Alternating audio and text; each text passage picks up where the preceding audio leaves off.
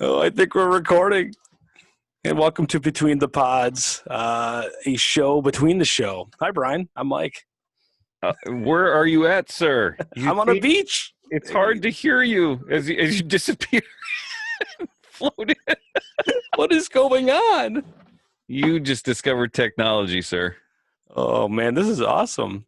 There's a guy walking behind me. I don't have an arm here, though. That's the problem. No, you don't. You keep disappearing. Whoa, You're freaking me out. Whoa, I'm the leprechaun. No, stop it. That's horrible. That's not what we're supposed to be doing on Between the Pods episodes. This is messing me up here. What sort of rinky-dink operation are we running here?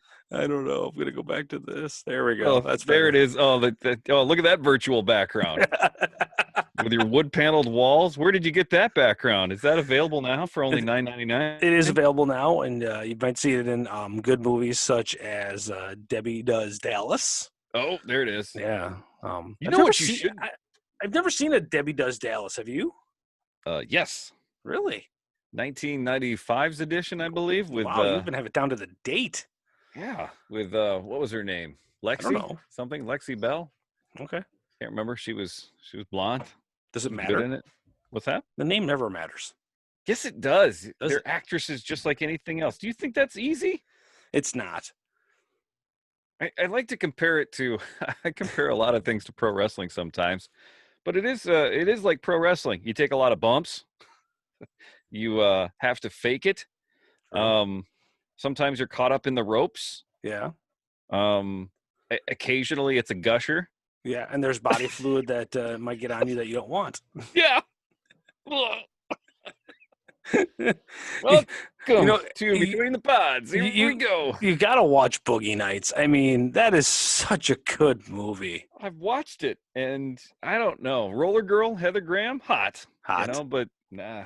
It's just not one of those. John C. Reilly, he was in that movie very early. John C. Reilly. Well, yeah, a lot of sneaky. Was it? What's his name? Phil. He was in Hunger Games and all those movies. Philip Seymour Hoffman. Philip Seymour Hoffman, yeah, awesome actor. Who's also in the great movie called Twister. Twister and Pirate Radio. Oh, Pirate Radio was a good one. Love Pirate Radio.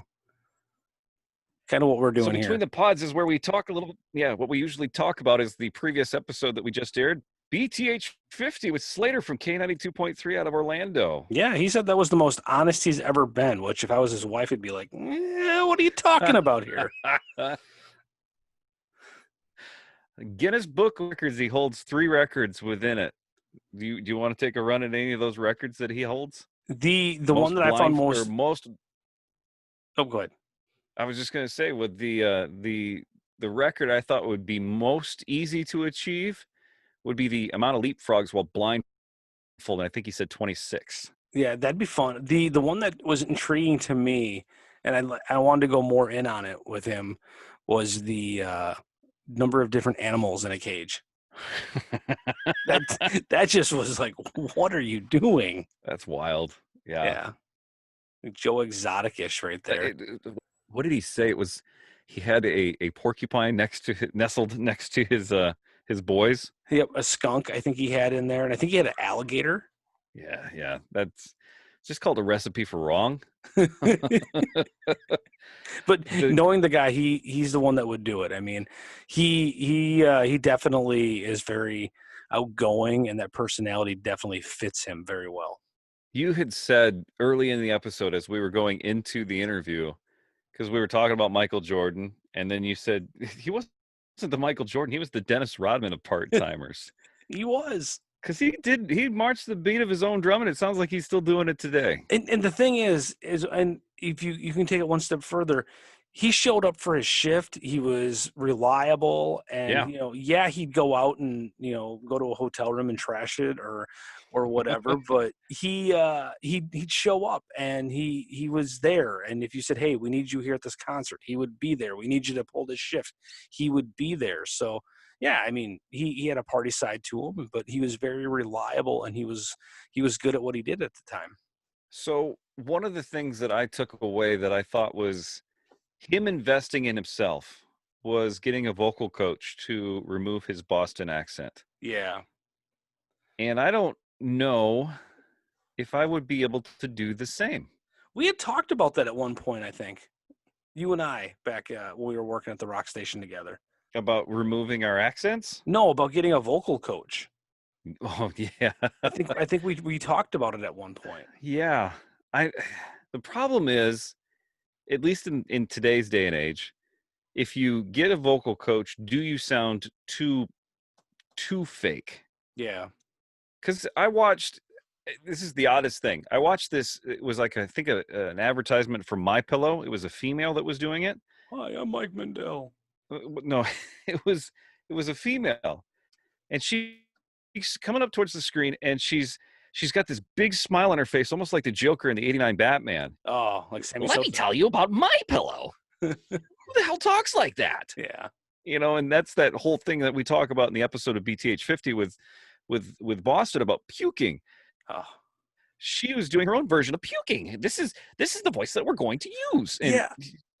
And there's people that are in this market, and I'm sure you hear them too, but I don't know if it just irritates me where they start down here, but then they come up here and then they go back down, but then they come back up here. Yeah. The roller coaster. They do the roller coaster where they're like, come join me at the Car Mart for a free car. It's like, no, just talk to me. There are people, though, that I've met that talk in the form of questions. Oh, yes. How so? Explain.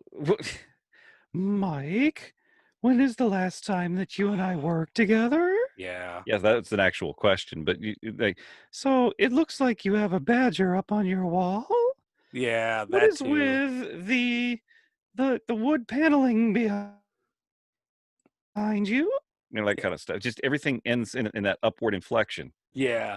Or the people that start a conversation with a question instead of just, like, hey, how you doing as a question, but it's always it's hard. It's hard to explain, but you know what I mean. But just that they'll start a question with, it's a very rhetorical question, I guess, like, hey, how's it going? And it's like, you get the two responses, the one that's like genuine or the one that's like nobody really cares about. The ones that we would get most often were, I've got a question for you. Oh, yes. Good. Just ask the question. Just ask the question. Yeah. And I catch myself doing that too, where, like when I go up to somebody like, hey, I got a question for you. It's like, no, just ask the question, Yeah. And it's the same with like when you're writing email and everything, don't do the fluff, just get straight to the point. That's right. Don't bore us, get to the chorus. That's what we learned in producing songs. Wow. Okay.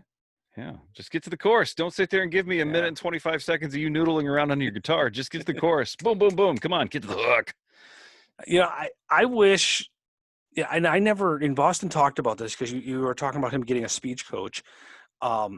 You got to do it for a while. It sounds like Boston's got quite a bit of it, but sponsorships and ad libs and ads and stuff like that. I never had the chance to say, join the AT&T network. Hi, I'm Mike Thomas, and tell them I sent you, and I hear that all the time. And I'm like, man, that'd be so cool to do. I want to do that. And how does that come about? I guess we never really talked to Boston about that, but you've had the chance to do that. Mine wasn't national, though, because he said he got a national thing for Ford, and we didn't really delve much into that. So that'd be a question I'd want to ask him on a future between the pods or something like that. But how did he get hooked up with Ford? I want to hear the commercial, though, too. Like, was it regional? Was it national? Or was it local? Or what? Yeah, but if you're tied in with Ford, I mean, you have to feel that that's at least in a major market feel. Yeah. So before we go and start to, analyze that, because he said he was doing that for quite a while, or he also said he was sponsoring the offshore casino. Yeah. For like 3 years. So I thought that was kind of an interesting little deal too. Yeah. But, that's the thing too. I mean, you've done it. We both have done it. You've worked with some really good salespeople and marketing minds. And then you've worked with people that, I don't want to say phone it in, but they're just not, they just don't have the creativity, I guess you can say, and I feel that in radio, everything is sellable. Everything you do is sellable in radio. Correct. But I think that one thing that people don't think about, if you're a car salesman, what can you sell? Besides the car? Right? You sell something tangible. Yeah. To them. When you come away from working with me, you have something for your sale. Yeah. In radio or television, what are you selling? You're selling space. Are you? Airtime. you're selling a short amount of time that only lasts a finite amount of seconds. Yeah. And once it's gone, unless you have DVR, it's gone. But it's the power of threes, like we've always talked about, though. But I think, there's so much missed opportunity, in my opinion. And like, even now in this day and age of Pandora and everything, I'm surprised that you just don't see more stations. Yeah, you do the 2-minute promise that you see, or we're getting you back to the music faster, which we talked about with Boston in Right. the episode and stuff. But I've just never understood that. Okay, this hour of music is sponsored by Joe's car dealership, and then every time you crack open the mic, if you want to go, hey, that was Disturbed on Rock 108, Joe's butcher shop or whatever it is, Joe's car shop, you sell that, and you can do that really quickly in 2 seconds. But how much is too much? You know what I mean? Because there's a point at which it's enough to get the audience involved, but then there's sometimes to a point. Do you remember Political Season? Yeah. So just Political Season. Who was the big guy? The guy had a lot of money. He's not even anywhere in the hint. Steyer. Steyer was the guy. Okay. And I'm not. This is not by any means political. I just wanted to talk about his ads placement. No, okay? that's fine. Steyer bought a lot of airtime, and markets all over the place. Television, radio. He put a lot of money across it. And how did it work out for him? But that goes to show, and that's why I think politics is a lot different than a service or a good, because you're only as good as your last. We weren't going to be political here. No, just go with me on this. I'm sorry. No, because political, you have to be, you're selling yourself, you're selling a person, you're selling who you are and your ideas and your thoughts, but if you're a car dealership or a restaurant or, a copy place, you're selling your service to that person or to those people. So, if you're going to go out there and be a political ad, I mean, if people don't buy into your beliefs, they're not going to buy into you as a politician just because you buy ads. You have to have a good belief system behind it and a good platform that you're running on and a good base. Now, if you're a good car dealership, it's word of mouth. I mean, there's some car dealerships here in Madison where you just can't stand to their commercials because they do the nickel pickle sale and all that kind of stuff and everything. So you got to have good service and you have to have a good, base of what you're selling, I think. And that's what you do with the power of media and power of radio is you're selling your product more than you're selling yourself.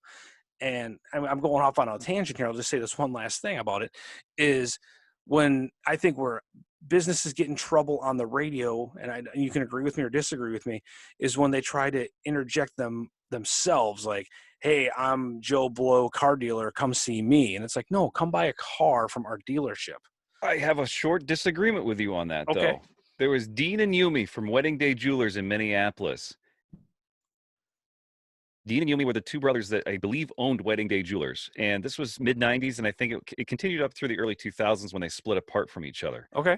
But I knew Dean and Yumi we're Dean and Yumi. And the way that their voices were very unique, you knew Wedding Day Jewelers for that. But then on the other side of things, that it wasn't the actual guy, but it was the tagline itself.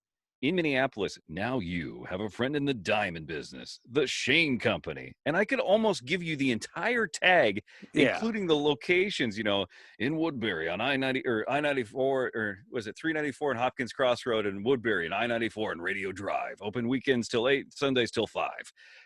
I never did that spot. Why do I know it so well? Because of the marketing that they did. Well, yeah, it's about how you do it. Yeah, it's about how you sell it. They placed it, if not every break, every other break. Yeah. So you'd have a Shane Company ad or a Wedding Day ad that would not be in the same break.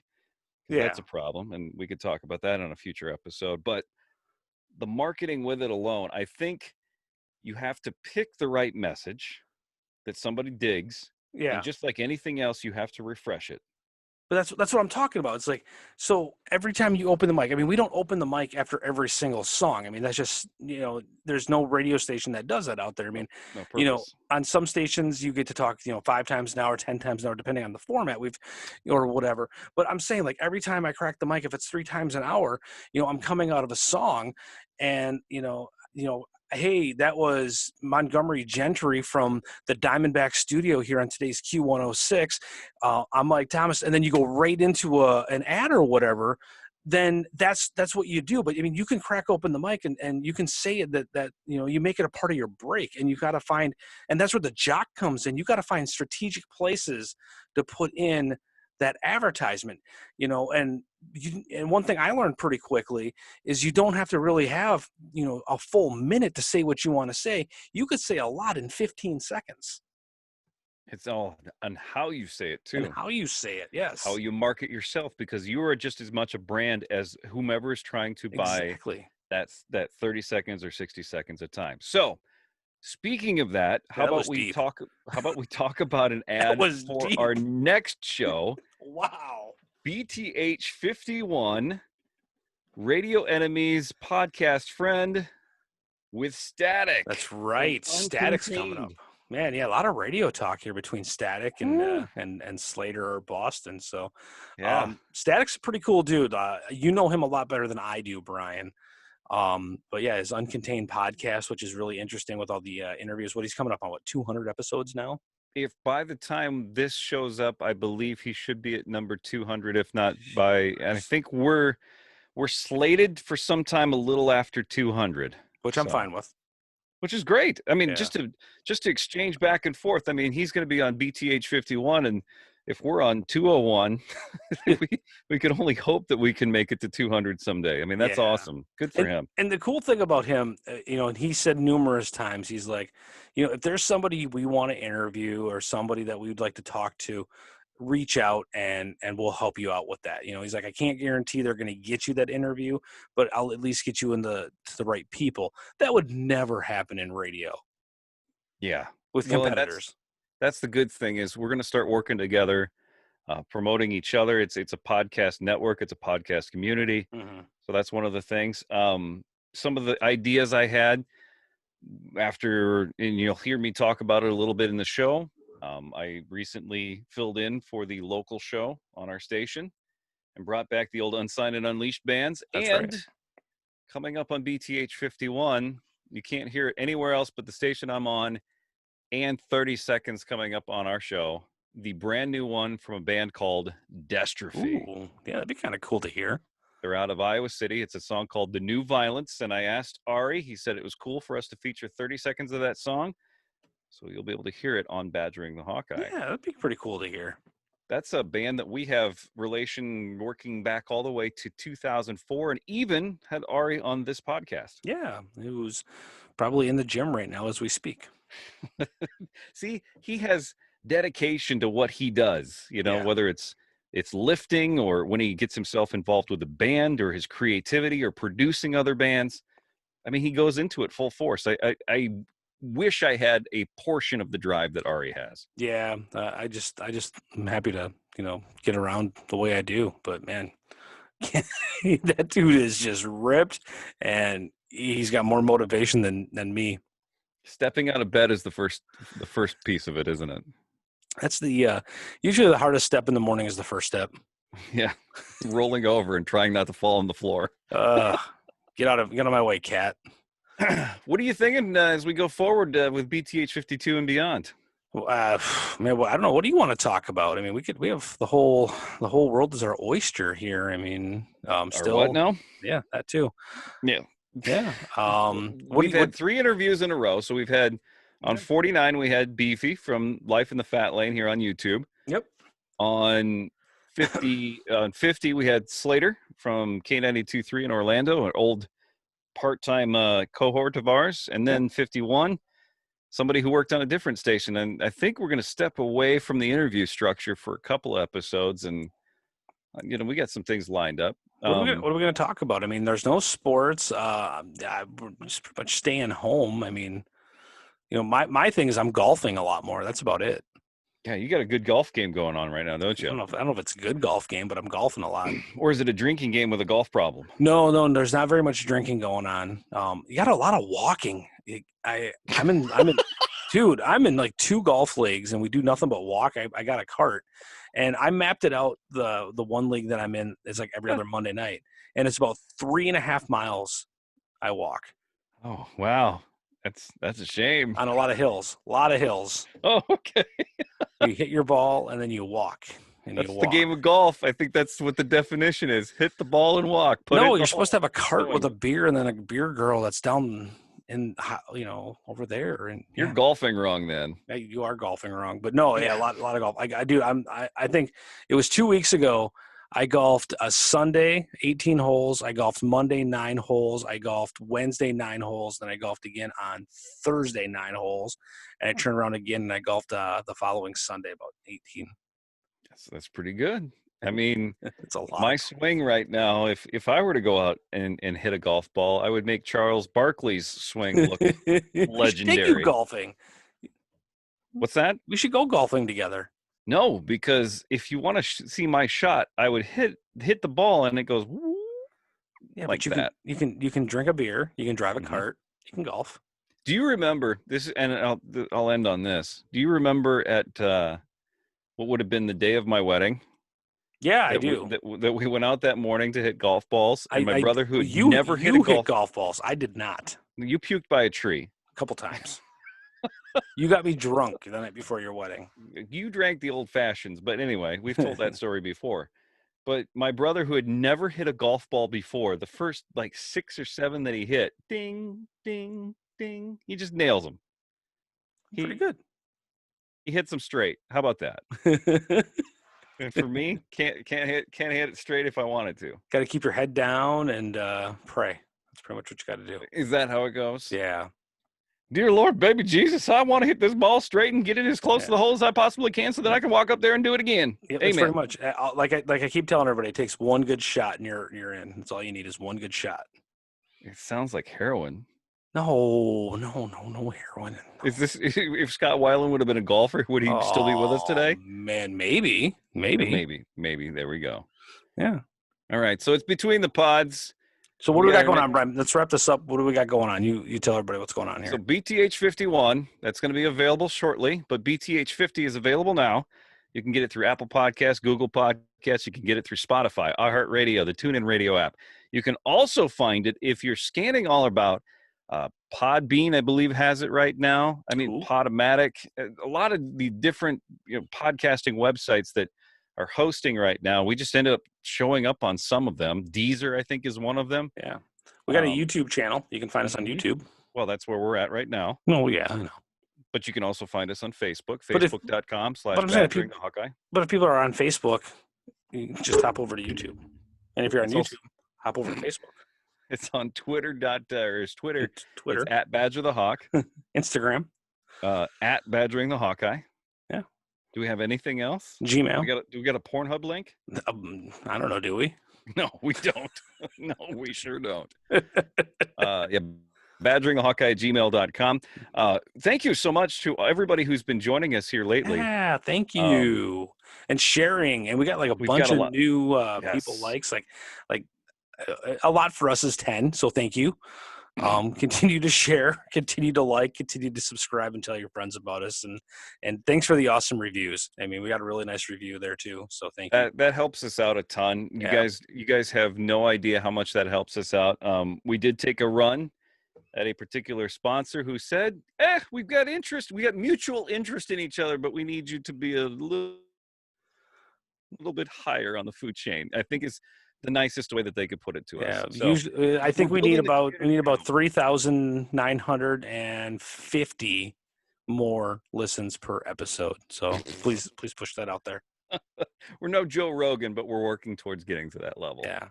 It's a do-it-yourself podcast, but it's also between the pods. Again, episode 51 is coming up here shortly. Yeah. Well, thanks for joining us. We're going to sign off right now. This will be available on YouTube and on Facebook, just so you know. Be sure to check out our latest episodes where Brian said you can find us, but the main one is Spreaker or iHeartRadio. You can find us all right there.